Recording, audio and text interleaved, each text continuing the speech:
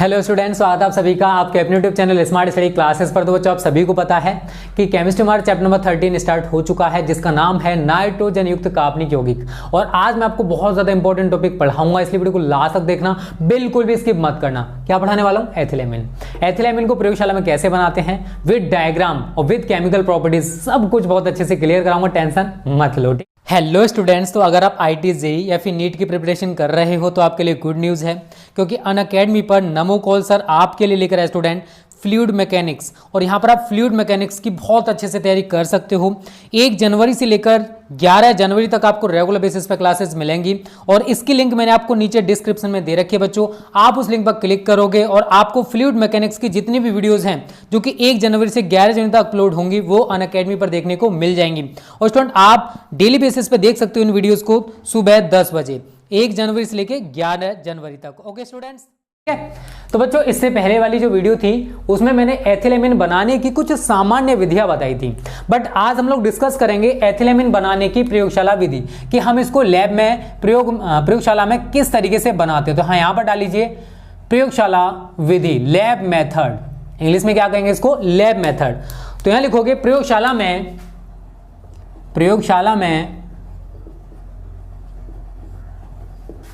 Ethylamine बनाने के लिए प्रोपियोनेमाइड को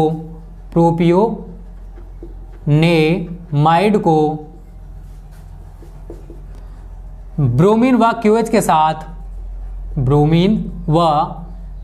के साथ गर्म करते हैं, और यह अभिक्रिया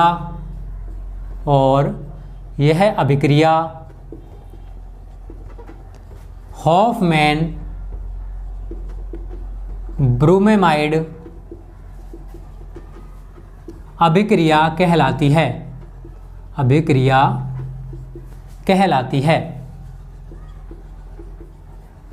क्या कहलाती है? हॉफमैन ब्रोमेमाइड अभिक्रिया कहलाती है। वैसे तो रिएक्शन में आपको पहले भी करा चुका हूं बच्चा लोग, बट यहां पर आप फिर देख लीजिए। प्रोपियोनेमाइड C2H5CONS2, ये है प्रोपियोनेमाइड का सूत्र। इसकी हम क्रिया किससे करा रहे हैं? Br2 प्लस 4QH, मतलब ब्रोमीन और QH के साथ हम इसको क्या करेंगे? गर्म करेंगे। तो क्या होगा? CO को बिल्कुल हटा दीजिए H और N के बीच से, क्या बनेगा? C2H5NH2, इसी का नाम तो एथिलेमिन है ना। आगे क्या होगा बच्चों? 4 के हैं, 4 के में से 2 के और 2 Br, इसके साथ जोड़ दीजिए, जो क्या बन जाएगा? 2 KBr। क्या बनेगा? 2 KBr प्लस कितने Kb यहां पर बचे हुए हैं? 2। तो मैं यहां पर क्या लिखूंगा? K2। और मैंने बोला था इस CO को हटा दो, तो इस CO को यहां पर लगा दीजिए। क्लियर है? यहां पर कितने ऑक्सीजन हैं? 4 में से 2 ऑक्सीजन आप इसके साथ और जोड़ दीजिए। एक पहले से है, 2 और आएंगे तो क्या हो जाएगा? K2CO3 प्लस 4 हाइड्रोजन और 2 ऑक्सीजन, क्योंकि इसमें से 2 ऑक्सीजन तो हमने यहां पर लगा दिए। तो 4 हाइड्रोजन है, 2 ऑक्सीजन क्या बनाएंगे रे? यहां पर बनेगा 2H2O। तो बच्चों, ये है आपका एथिलेमिन। क्या है ये? एथिलेमिन। और ये है आपका प्रोपियोनेमाइड। ये तो रिएक्शन पर्पस से मैंने आपको बता दिया कि किस टाइप से एथिलेमिन बनेगी। अब देखो लैब में कैसे बनाते हैं। यहां पर बनाने की विधि डाल लीजिए, प्रिपरेशन ऑफ मेथड। यहां पर मैं एक छोटा सा डायग्राम बनाऊंगा, अगर टेढ़ा मेढ़ा बने तो एडजस्ट कर लेना, ठीक है ना। इस तरीके से, वैसे तो मैं पहले भी आपको ऑर्गेनिक केमिस्ट्री में डायग्राम बनवा चुका हूं बच्चों, ठीक है ना। तो यहां पर हम एक गोल पेंदी का फ्लास्क लगाएंगे। यहां पर आप गोल पेंदी का फ्लास्क लगा लीजिए इस तरीके से। ये गोल पेंदी का फ्लास्क है, इस तरीके से इसको हम इससे अटैच करा देंगे, जिससे कि ये गिरे नहीं, ठीक है ना। कुछ इस प्रकार से हम इसको अटैच करा रहे हैं, ठीक है। सेम हम यहां पर करेंगे प्रोसेस। अगर आपने लैब में प्रैक्टिकल किया होगा तो अच्छी बात, अगर नहीं किया तो कोई दिक्कत नहीं है, चलेगा। ये गोल पेन का फ्लास्क है जिसमें हमने QH ले रखा है और इसको हम रखते हैं जल ऊष्मक पर। ये क्या है बच्चों? जल ऊष्मक है। अगर हम डायरेक्ट इसको गर्म करेंगे किसी बर्नर के द्वारा तो हो सकता है कि चटक जाए उसमें प्रसार के कारण, इसी वजह से इसको जल ऊष्मक पर रखा जाता है। ठीक है ना, क्लियर सभी को। अब आगे क्या करना है, यहाँ पर हम एक बर्नर लगा देंगे नीचे, ये आपका बर्नर हो जाएगा।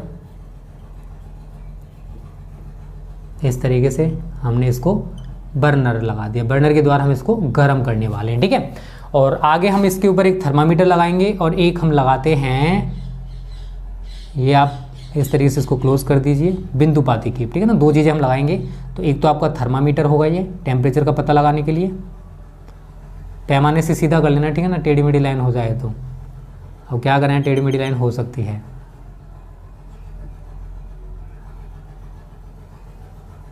ये थर्मामीटर है और यहाँ पर हम लगाते हैं बिंदुपाती कीप।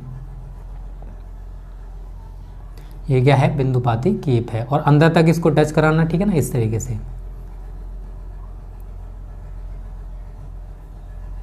थोड़ा सा इसको नीचे से ले लेते हैं,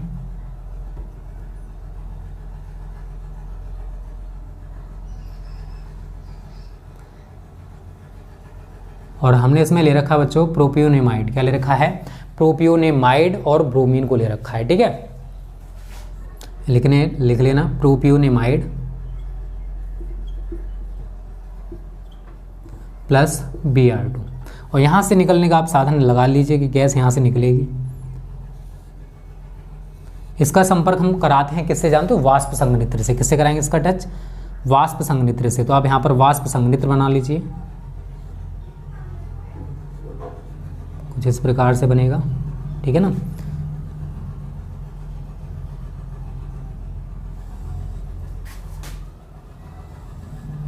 हाँ थोड़ा सा मैं इसको वो करूँ, आप अपने पैमाने से, ठीक है ना, घर पे होगा उससे बना लेना इसको सही। मैं आपको जनरली बता दे रहा हूँ किस टाइप से हमको डायग्राम बनाना है।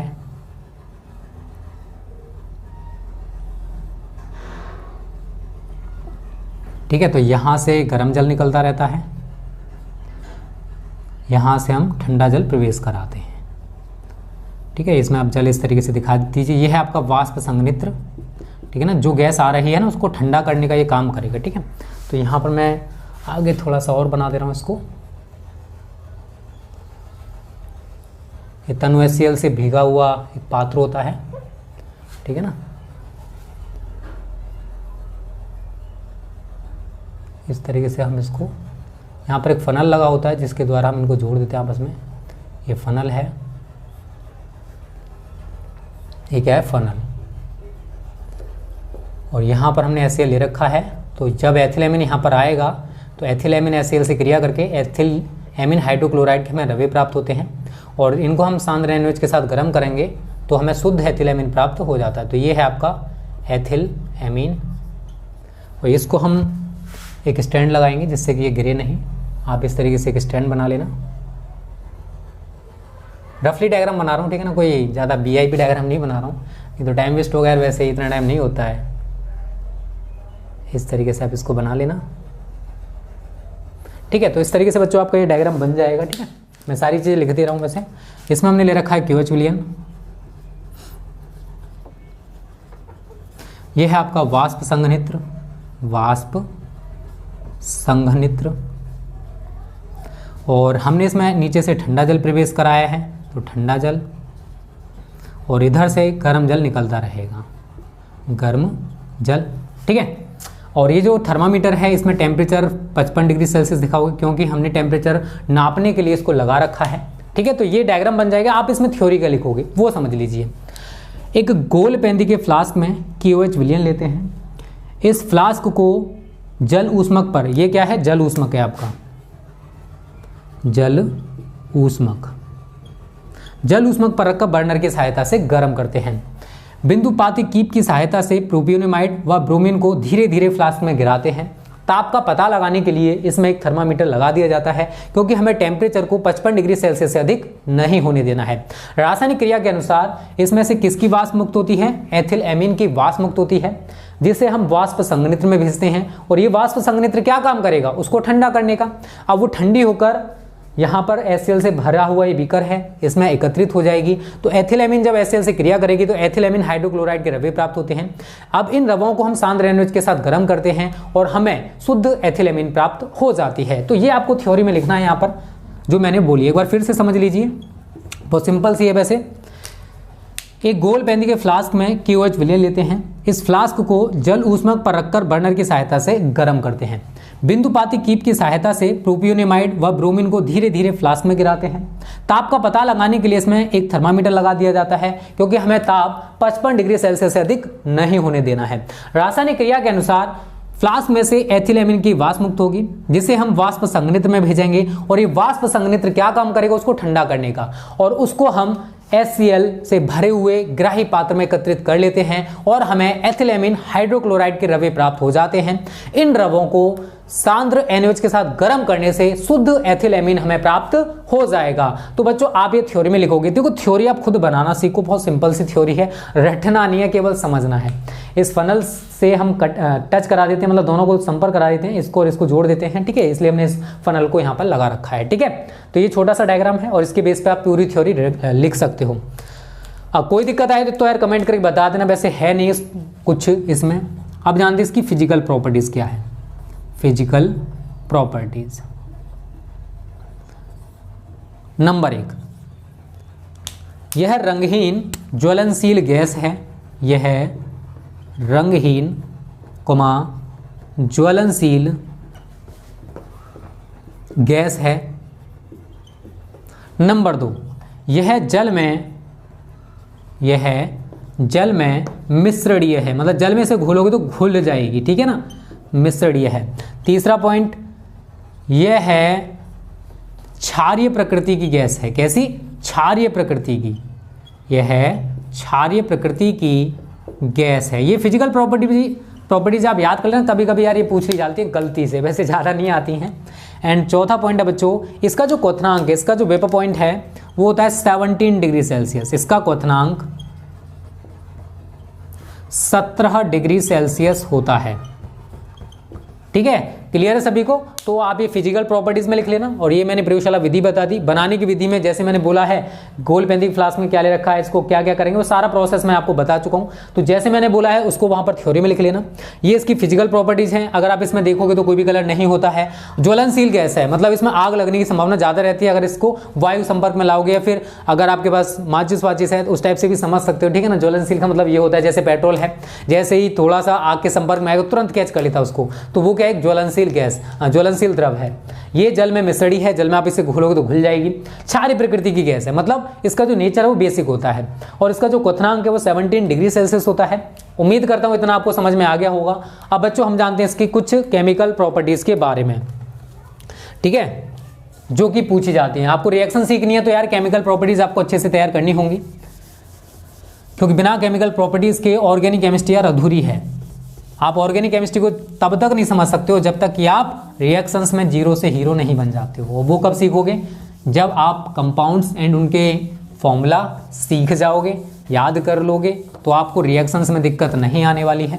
और सिलेबस को ख़त्म होने दो, फिर हम एक रिएक्शन की सीरीज चलाएंगे आप सभी के लिए, जिससे कि आपको रिएक्शंस में जो भी कमियाँ बची हुई हैं आपके अंदर वो सारी की सारी खत्म हो जाएं, ठीक है बच्चा लोग। जल्दी से वीडियो को लाइक कर दो जिन्होंने लाइक ना किया। यार लाइक करने के लिए भी ना हमें बोलना पड़ता है, आप खुद कर दिया करो यार। चलिए अगला पॉइंट डाल लीजिए, रासायनिक गुण। रासायनिक गुण, केमिकल प्रॉपर्टीज, ठीक है। अब देख ये क्या है, क्षारीय प्रकृति की गैस है तो अम्लों से क्रिया करेगी, तो यहां पे लिख लीजिए HCl से क्रिया। अब देखो एथिलेमिन है, HCl से क्रिया करके एथिलेमिन हाइड्रोक्लोराइड बनाती है, तो आप लिखोगे यहां पर C2H5NH2 प्लस HCl।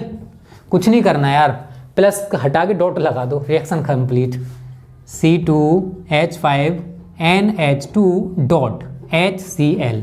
यह है बच्चा लोग एथिलेमिन हाइड्रोक्लोराइड। क्या है ये? Ethylamine hydrochloride. तो रिएक्शन यार बहुत सिंपल है, बस प्लस हटा के मैंने डॉट लगा दी और आपकी रिएक्शन कंप्लीट हो गई है, ठीक है। सॉरी, ये है एथिलेमिन। क्या है ये? एथिलेमिन, ठीक है ना। सेकंड पॉइंट, अब देखो एथिलेमिन को, चलो अब मैं यहां पर लिख दे रहा हूं, एथिलेमिन को NaNO2 व HCl के साथ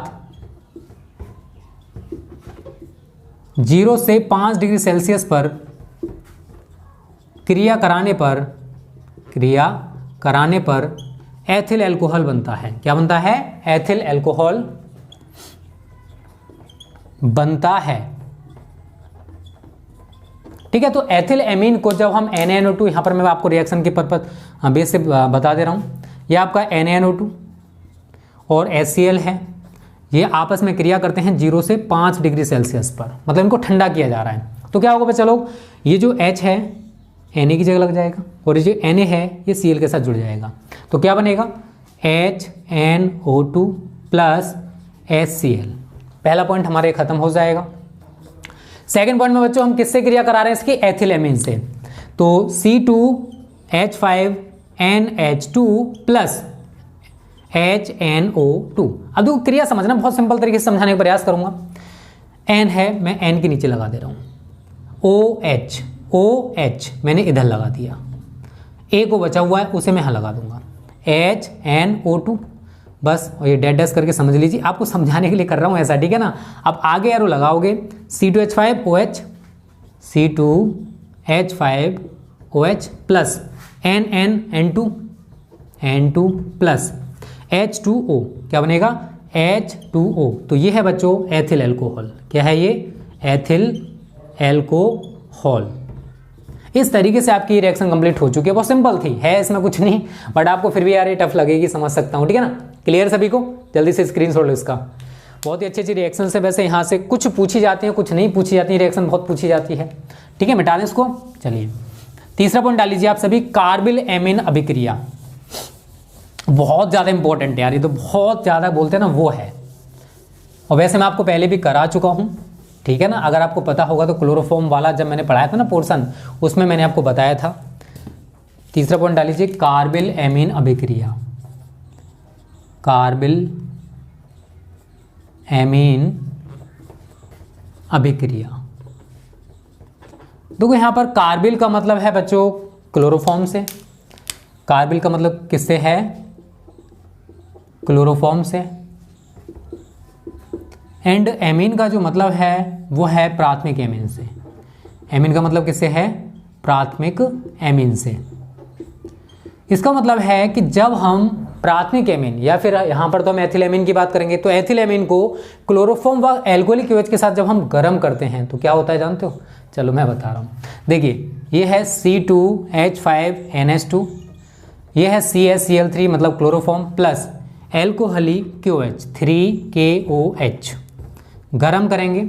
एल्कोहली और जलीय दो तरह के KOH होते हैं। अगर हमने KOH को एल्कोहल में घोला है तो एल्कोहलिक OH कहलाता है, और जल में घोल दिया है तो जलीय KOH। बस इतना सा अंतर आ जाता है। अब रिएक्शन क्या होने वाली है वो समझिए। C2H5N और CaCl3 होता है इसका सूत्र, ठीक है। C2H5N इस C के साथ जोड़ देंगे तो क्या बना? C2H5NC प्लस, उसके बाद क्या होने वाला है? ये 3 K हैं और ये 3 Cl हैं, क्या बनेगा? 3KCl प्लस 2 H आपके यहां पर हैं, 1 H ये रहा, 3 H हो गए, 3 H यहां पर है, मतलब टोटल 6 H हो गए। ऑक्सीजन कितने हैं? 3 O हैं। यार क्या बनेगा आप जानते हो सभी, 3H2O। सिंपल सा है, 3H2O। तो ये है बच्चों एथिल आइसोसाइनाइड, जो कि दम घुटू गैस के नाम से भी जाना जाता है, एथिल आइसोसाइनाइड। और ब्रैकेट में लिख लेना दम घोटू गैस। क्या? दम घोटू गैस। तो आप इसमें थ्योरी में लिखना चाहते हो तो लिख सकते हो, एथिल एमीन को क्लोरोफॉर्म व एल्कोहलिक OH के साथ गर्म करने पर एथिल आइसोसाइनाइड प्राप्त होता है, और यह अभिक्रिया कार्बिल एमीन अभिक्रिया कहलाती है। क्या कहलाती है? कार्बिल एमीन अभिक्रिया कहलाती है। तो इस तरीके से बच्चों हमारी थर्ड रिएक्शन भी हो चुकी है कंप्लीट। अगला पॉइंट डाल लीजिए आप सभी, एसिटिल क्लोराइड से क्रिया। एसिटिल क्लोराइड से क्रिया। देखो अगर आपको रिएक्शन सीखनी है तो यार सूत्र याद होना चाहिए। अब मैं आपसे कह रहा हूं कि एसिटिल क्लोराइड से क्रिया कराओ, आप सभी कहोगे सर एसिटिल क्लोराइड का तो सूत्र ही नहीं पता, तो यार रिएक्शन कैसे करोगे आप सभी? C2H5NHH, मतलब NH2 ही है, मतलब एथिलेमिन ही लिखा है मैंने, ठीक है, कोई नई चीज़ नहीं लिखी है। और एसिटिल क्लोराइड का होता है CH3COCl। अब होने क्या वाला है यार, कुछ नहीं है, बहुत सिंपल सा है। इसका C2H5NH इस COCH3 के साथ जुड़ जाएगा और इसका H इस Cl के साथ जुड़ जाएगा। तो मैं इसको क्या लिखने वाला हूं, C2H5NH COCH3, ठीक है ना, लिख दीजिए C2H5NH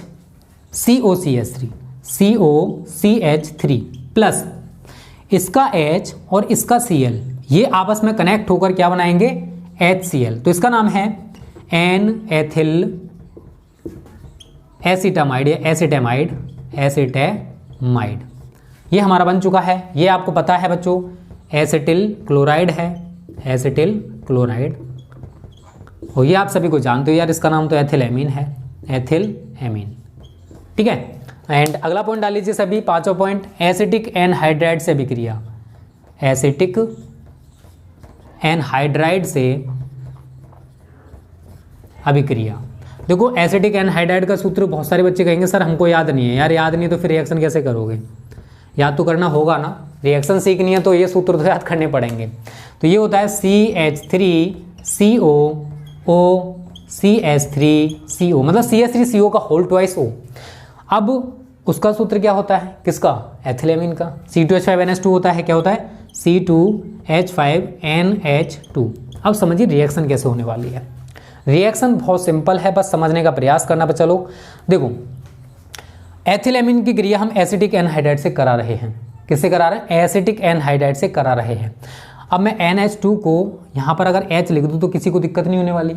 तो CH3COOH और इसको जोड़ देंगे इसके साथ, इन दोनों को आपस में जोड़ देना और हमारा बन जाएगा, एक तो एसिटिक अम्ल बन रहा है बच्चा और एक बनेगा हमारा अभी जो मैंने ऊपर बनाया वही बनने वाला है। तो यार रिएक्शन बहुत सिंपल होती है, बस इनको समझने का प्रयास कीजिए, ठीक है ना। चलिए तो आप इसको क्या लिखोगे, C2H5NH COCH3 C2H5NH COCH3 लिख दो, C2H5NH COCH3 प्लस CH3COOH। तो ये तो आप सभी को पता है यार, एन एथिल एसिटामाइड है, एन एथिल एसिटेमाइड,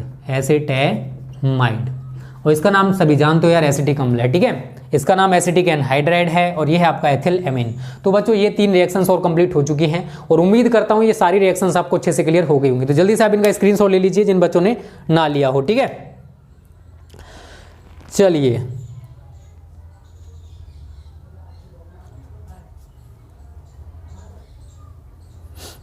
मिटा दें इसको।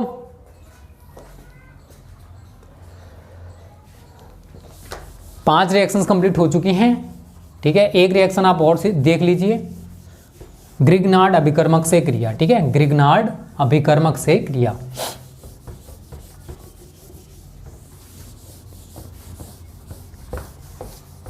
और ये लास्ट रिएक्शन है, इसके साथ ही हमारी ये वीडियो समाप्त हो जाएगी और नेक्स्ट वीडियो में आपको मैं एनिलीन पढ़ाने वाला हूं, ठीक है। क्या पढ़ाऊंगा, एनिलीन। छठा है ग्रिग्नार्ड अभिकर्मक से क्रिया, ग्रिग्नार्ड अभिकर्मक से क्रिया। बहुत सारे बच्चों को शायद ग्रिग्नार्ड अभिकर्मक का नाम पहली बार सुनने को मिल रहा हो, तो इसको कहते हैं RMGX, RMGX मतलब Mg की एक वैलेंसी से एल्किल समूह, दूसरी से अगर हैलोजन तत्व जुड़ा हुआ है तो उसको बच्चा लोग हम लोग बोलते हैं ग्रिग्नार्ड अभिकर्मक या ग्रिग्नार्ड रिएजेंट। जैसे CH3 Mg आई ले लो यहाँ पर, चलेगा। इसकी क्रिया आप किससे करा रहे हो, एथिलेमीन के साथ करा रहे हो, तो C2H5NHH। मैं अलग अलग लिखूंगा दोनों को, क्यों लिखूंगा अभी आपकी समझ में आ जाएगा। CH3 है, इसके साथ आप एक H यहाँ पर जोड़ दीजिए तो CH4 बन जाएगा, मतलब मैथेन, प्लस Mg है, उसकी 2 वैलेंसी हैं, एक वैलेंसी से तो I लगा हुआ है और दूसरी से आप इसको उल्टा करके लगा दीजिए NHC2H5, ये हमारा माध्यमिक यौगिक बन जाएगा। और ये हमारा मैथेन बन चुका है। ये हमारा एथिलेमीन है और ये हमारा ग्रिग्नार्ड अभिकर्मक है। तो बच्चों ये 6 रिएक्शंस थी जो कि यहाँ से पूछी जा सकती थी, वो सारी की सारी तो मैंने कंप्लीट करा दी हैं जो भी पूछी जाएंगी। अदर रिएक्शंस अगर बनेंगी तो हम लोग जो कराने वाले ना अनसोल्ड पेपर उसमें डिस्कस कर लेंगे। तो आज की वीडियो को यहीं पर समाप्त करते हैं। उम्मीद करता हूँ ये वीडियो आपको अच्छी लगी होगी। लगी है ना? तो लाइक कर दो, ज़्यादा से शेयर करना, जिससे आपकी तरह और भी स्टूडेंट्स हमारी वीडियोस का फ्री में फायदा उठा सकें। Okay students, thanks for watching this video.